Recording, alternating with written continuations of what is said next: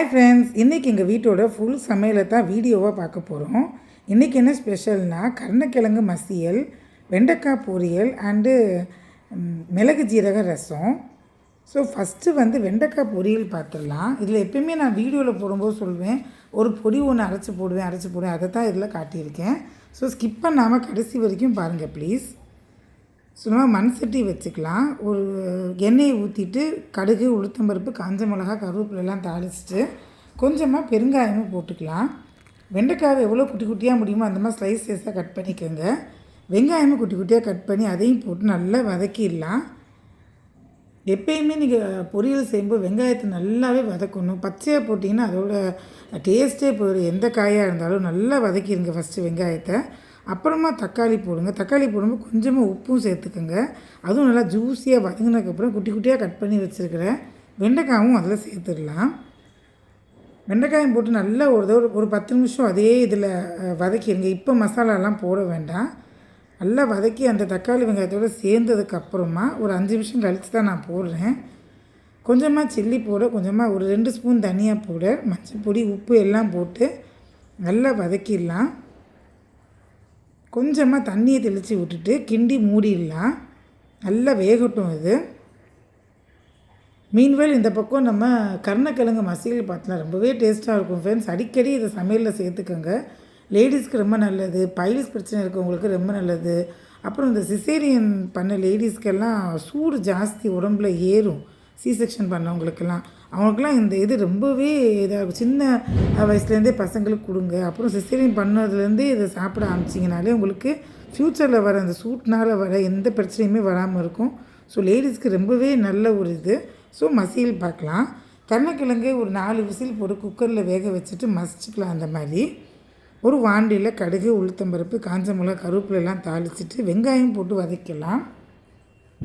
இந்த மசியல் ரொம்பவே நல்லாயிருக்கும். நல்லா சூடு சாதத்தில் நல்லெண்ணெய் ஊற்றி நல்லா சாப்பிட்டிங்கன்னா ரொம்பவே சூப்பராக இருக்கும்.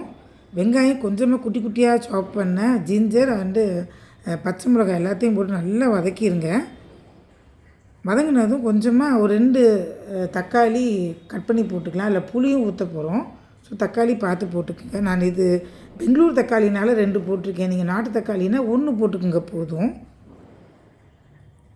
தண்ணி ஊற்றி நல்லா மூடி வச்சிடலாம், வேகட்டும். இந்த பக்கம் வெண்டைக்காய் வெந்துருச்சு. இப்போங்க நல்லா வெந்துருச்சு. இதுக்கு மேலே நான் சொன்ன பொடி பார்த்திங்கன்னா வேர்க்கடலை நல்லா ரோஸ்ட் பண்ணிவிட்டு கொஞ்சமாக ஜீரகமும் சேர்த்துருக்கேன். கொஞ்சம் ஒரு 10-15 ஜீரகம் சேர்த்தா போதும். சேர்த்து அதையும் ரோஸ்ட் பண்ணி கொஞ்சம் 1-2 க்ரோசி, அதாவது இதாக மிக்சியில் போட்டு மேலே இப்போ இறக்க போகிறதுக்கு ஒரு 2 நிமிஷம் முன்னாடி தான் போடுறேன் நான் இதை போட்டுட்டு நீங்கள் வேக வைக்கக்கூடாது. போட்டுட்டு இறக்கிடலாம். ஸோ வெண்டைக்காய் பொரியல் ரெடி. ரொம்பவே டேஸ்ட்டாக நல்லாயிருக்கும் அந்த இது கடிப்படும் போது. இப்போ தக்காளி வெங்காயம் வெந்துருச்சு. அந்த உசிலிக்கு அந்த மசிச்சு வச்சுருக்கிற கருணக்கிழங்கையும் போட்டு நல்லா வதக்கணும். இதுதான் ரொம்ப இம்பார்ட்டன்ட். இல்லாட்டி இது மாதிரி கசப்பாக காரல் மாதிரி நாக்கில் கொஞ்சம் அரிக்கும். அது நல்லா ஒரு தடவை 2 தடவை 3 தடவை நல்லா அலம்பிட்டு அதை அப்புறமா போட்டு நல்லா மசிச்சுட்டு அதுக்கப்புறம் ஒரு 10 நிமிஷம் நல்லாவே அந்த தக்காளி வெங்காயத்தோடு சேர்த்து நல்லா வதக்கினதுக்கப்புறம் அப்புறம் குழம்பு பொடி கொஞ்சம் போட்டுக்கேன். வீட்டில் பண்ண சாம்பார் பொடி தான். ஆல்ரெடி நான் ஐயங்கார் குழம்பு பொடி, ரசப்பொடின்னு போட்டிருக்கேன், செக் பண்ணிக்கோங்க. இது வீட்டில் பண்ண குழம்பு பொடி, கொஞ்சமாக மஞ்சள் பொடி போட்டு நல்லா வதக்கணும். ஒரு 10 நிமிஷம் நான் கைவிடாமல் வதக்கிட்டே இருந்திருப்பேன். வதக்கி நல்லா சுருண்டு வந்திருக்கு பாருங்கள். அதுக்கப்புறம் கொஞ்சமாக புளியை கரைச்சி ஊற்றுங்க. அதில் ஒரு எலுமிச்சம்பழம் அளவு புளி ஒரு தடவை கரைச்சி ஊற்றினா போதும். நல்லா இந்த மாதிரி கிண்டி விட்டுட்டு புளி பச்சை வாசனை போகிற வரைக்கும் நல்லா கிண்டிக்கிட்டே இருங்க. கொஞ்சமாக இதில் தண்ணி சேர்த்துட்டு மூடி வச்சிடலாம். இதுவும் நல்லா அந்த எண்ணெய் பிரிஞ்சு வேகட்டும். இது நல்லெண்ணெய் தான் நான் சேர்த்துருக்கேன். ஃபஸ்ட்டு தாளிக்கும்போது நல்லெண்ணெய் தான் செய்யணும், ரொம்ப நல்லாயிருக்கும் டேஸ்ட்டு. கொஞ்சமாக அந்த கசப்பு அந்த காரம் எடுக்கிறதுக்கோசம் இது எடுத்து போட்டுக்கலாம். வெள்ளை நாட்டு சர்க்கரை போட்டுக்கலாம். கருவேப்பிலையும் போட்டுட்டு நல்லா கிண்டி மூடி வச்சுருங்க. தாளிக்கும் போதே நான் பெருங்காயெல்லாம் போட்டுட்டேன். மூடி வச்சுட்டு 10 நிமிஷம் நல்லா கொதித்து எண்ணெய் பிரிஞ்சு வரட்டும். நெக்ஸ்ட்டு ரசத்துக்கு நம்ம ரெடி பண்ணிடலாம். இது இன்ஸ்டன்ட் ரசம். மேக்ஸிமம் என்னோடய வீடியோ பார்க்குறவங்களுக்கு தெரியும், எல்லா நாளுமே நான் ரசம் பண்ணுவேன். எங்கள் வீட்டில் ரசம் ரொம்ப பிடிக்கும் எல்லாருக்கும். இப்போ சாம்பார் குழம்பெல்லாம் கூட எப்போயாவது பண்ணுவேன். பட் ரசம் டெய்லியுமே இருக்கும் என்னோடய சமையலில். இது வந்து இன்ஸ்டண்ட்டாக வைக்கிற ரசம். பருப்பு தக்காளி ரசம் ஆல்ரெடி நான் ஒரு வீடியோவில் போட்டிருக்கேன். ஃபுல் வீடியோ இதே மாதிரி ஒரு நாள் ஃபுல்லாக பண்ண வீடியோ போட்டிருக்கேன். அதில் செக் பண்ணிக்கோங்க எப்படி பண்ணுறதுன்னு. இது வந்து ஒரு 2 ஸ்பூனு ஜீரகம், 1 ஸ்பூன் மிளகு, 1 ஸ்பூன் தனியா, கொஞ்சமாக வரமிளகா, கருவேப்பிலை, ஒரு 10 பூண்டு தோலோடு சேர்த்து நல்லா இப்படி கொரகொரப்பாக ஆட்டிக்கலாம்.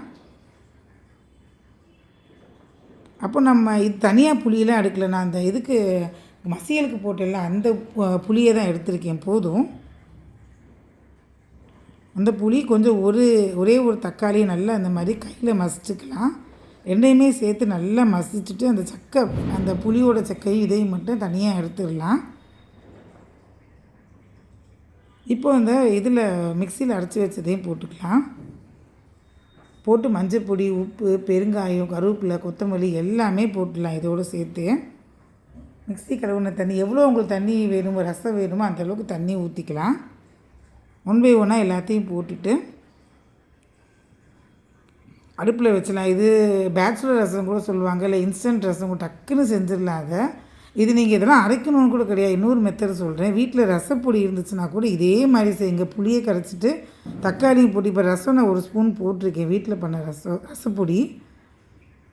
தக்காளி வெங்காயத்தை அது மாதிரி கரைச்சிட்டு இந்த ரசப்பொடி 2 ஸ்பூன் நல்லா போட்டு மஞ்சள் பொடி, உப்பு, பெருங்காயம், கருவேப்பிலை, கொத்தமல்லி எல்லாம் போட்டு கூட இன்ஸ்டண்ட்டாக ரசம் பண்ணலாம். அதுவுமே சூப்பராக இருக்கும். இப்போ அடுப்பில் வச்சிடலாம். நல்லா நுர கட்டி வரட்டும். ஒரு 5 நிமிஷம் ஆனால் நல்லா நுர கட்டி வந்துடும். அவ்வளோதான், அதை இறக்கிடலாம். ரொம்பவே டேஸ்ட்டாக இருக்கும். மழை காலத்தில் கொஞ்சம் இருமல் சளி இருக்கவங்க இதை லைட்டாக அப்படியே வடிச்சிட்டு குடிச்சிங்கனாலே சூப்பராக கஷாயம் மாதிரி இருக்கும் இந்த ரசம்.